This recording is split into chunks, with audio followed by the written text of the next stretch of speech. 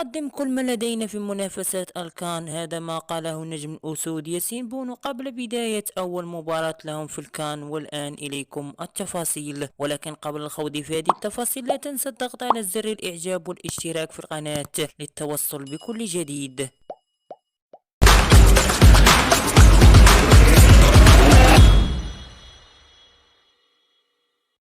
أكد حارس الدولي المغربي ياسين بونو أن المنتخب المغربي سيقدم كل ما لديه من أجل الذهاب بعيدا في نهائية كأس إفريقيا بدولة الكوتيفوار 2024. وقال بونو في تصريح له على موقع اتحاد الدولي لكرة القدم فيفا: نهائية كأس إفريقيا تعتبر تحديا قريبا إلى قلوبنا، وفشلنا في كأس إفريقيا الأخير، ولكن بالنسبة لهذه السنة طموحات أكبر إذ لدينا هذه المسؤولية لتقديم أفضل ما لدينا.